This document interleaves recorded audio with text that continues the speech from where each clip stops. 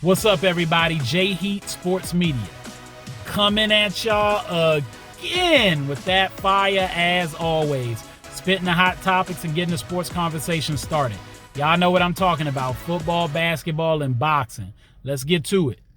So, the subject is basketball, the NCAA tournament, and college basketball. Wanted to talk a little bit about the state of affairs in college basketball. This is a big time weekend we have coming up, the Final Four.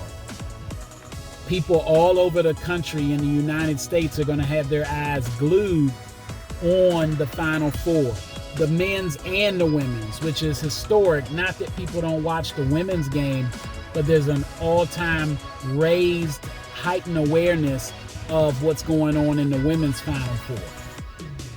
Thanks in large part to Caitlin Clark, but also the raise in skill level of people in women's college basketball over the last several years.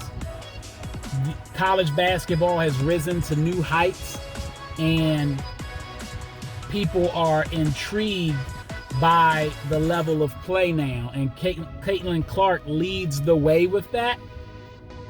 But it brings me to, there was an interview done by Gino Auriemma a good maybe 15 or more years ago when they were dominating, the UConn team was dominating college basketball, and people asked him, was it bad for the game, their level of dominance? And he put a challenge out to the rest of the schools that no, we're raising the level of competition and are going to create an atmosphere where people have to get better to compete with us, which is good for the overall game.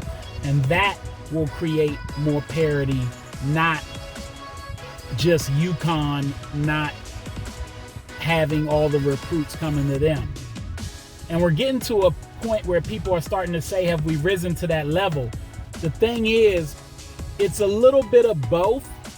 And in large part, Caitlin Clark has done a lot recently that's going to help to continue to move the needle in terms of the parity in college basketball, but also the NIL deals. Thanks to NIL now, players getting paid, you have players willing to enter that transfer portal way more often now.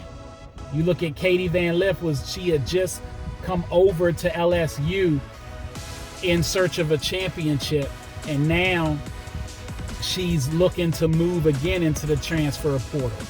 Ronnie James going into the transfer portal, even though he elected to go into the NBA draft as well, thanks to the ability to enter the draft but still stay relevant with your college eligibility if you don't get drafted.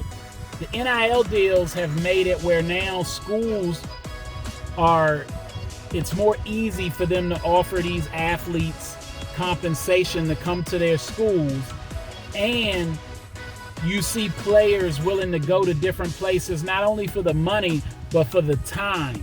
And when I mean time, I'm talking about playing time, the ability to, maybe you were a role player at Duke, but you can go to NC State and be a star. That's huge.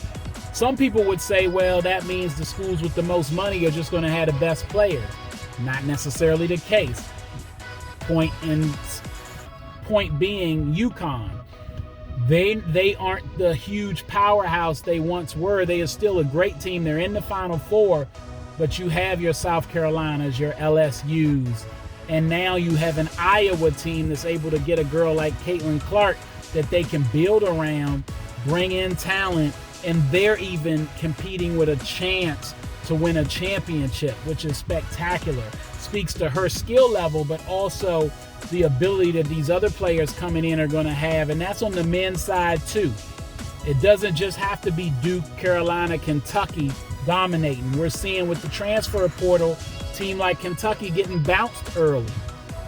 So this is good for the college game. There's parity there. There will be some big name schools that'll still be relevant.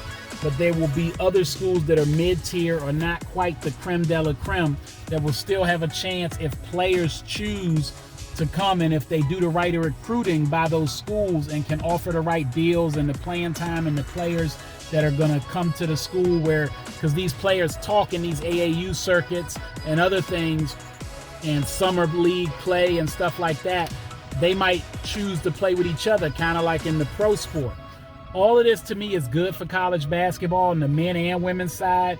Pay attention over the next few years. This should increase, and we will see athletes having the opportunity to put schools on the map that you haven't seen before, and athletes getting the opportunity to put themselves on the map when they may not have, being just part of a bigger program when they could be the star of a big program.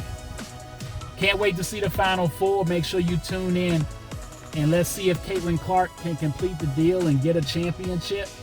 And let's see if UConn can repeat on the men's side. That'll be critical. All right, that's all the time I got. Y'all know what it is, and you know who you're looking for. J Heat Sports Media. Remember to like, subscribe, or get at me in the comments. Let's go back and forth. Find me on YouTube, Instagram, X, and TikTok. And if you got Facebook, join my group, J Heat Sports Media.